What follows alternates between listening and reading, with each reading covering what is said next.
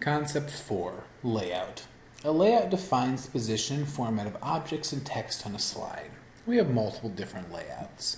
We're going to go ahead and double click on our new slide, number 5, to activate it and make it large. We're going to come up to our Home tab, and in our Slides group we will find the Layout button. We're going to click on our Layout button and you'll see that these are some of the different layouts we can choose from. And we are going to choose To Content. So it gives us a placeholder for a title and 2 placeholders for content. Once we've done that, we make sure we have our Slides tab open. And we can adjust this too if you want it to have more over here and less over here. It's always an option. We're going to click in the title placeholder. And I'm going to call this one Animal Rescue Foundation History. And then I'm going to use my AutoFit options menu to fit the title in the place bar. So you can see this AutoFit. It will shrink my text down so it goes right in there.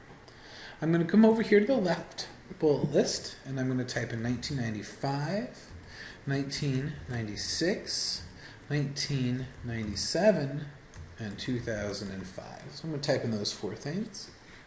And then I'm going to come over to this list and type in Founded by Steve Dow. Enter. Built First Shelter. Enter. Began volunteer program. Enter. And rescued 3,000 animals. With an exclamation mark. Now I have 2 different lists. They each have 4 items, but they just don't quite look right. And so what I need to do is adjust my placeholder, and that's what I'm going to do. You can see as I click in each one, I have a placeholder. So I'm going to come over here and I'm going to shrink this one down because it doesn't need to be that large. You know, placeholder needs to be as large as the text you have in there.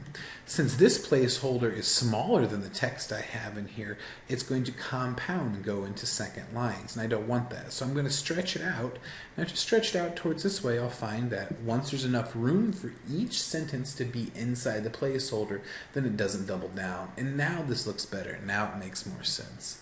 I'd probably even move this one a little bit closer. Now we can see a much better reciprocal relationship between the 2 of these. Once you have done that, you want to go ahead and take off the bullets in here. We don't need this one to be a bulleted list. We can just leave this one as our only bulleted list. And that's what your slide should look like. We're going to continue on by formatting the slide. This is getting into adjusting font and text and all that kind of thing. So we're going to come up to slide 1, and we're going to select Join Animal Angels. And in our font drop-down list, we are going to choose Comic Sans MS. Our book sure likes that one. And we'll click on that. We can see that we've adjusted our text then. And we're going to open up the size and change it from 44 to 60. And click there. And we'll make sure we still have it selected, and we're going to give it a little bit of a shadow. You can see a shadow button here in our font group. You can see it just gives it a little bit of a shadow.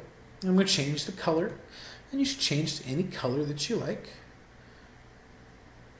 I'm going to make mine a bright red.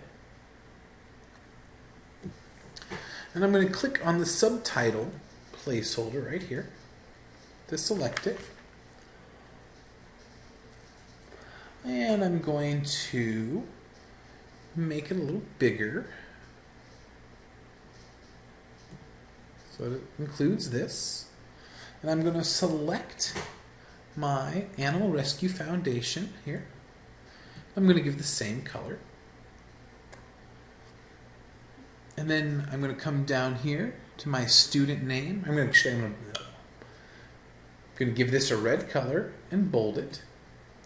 Then I'm going to come down to your student name and the volunteer coordinator and give it an underline and italicize. And decrease the font size 3 times. So it'll look something like this. Then we'll click the underline off. And so your slide then, after you've adjusted some of the font, should look like this.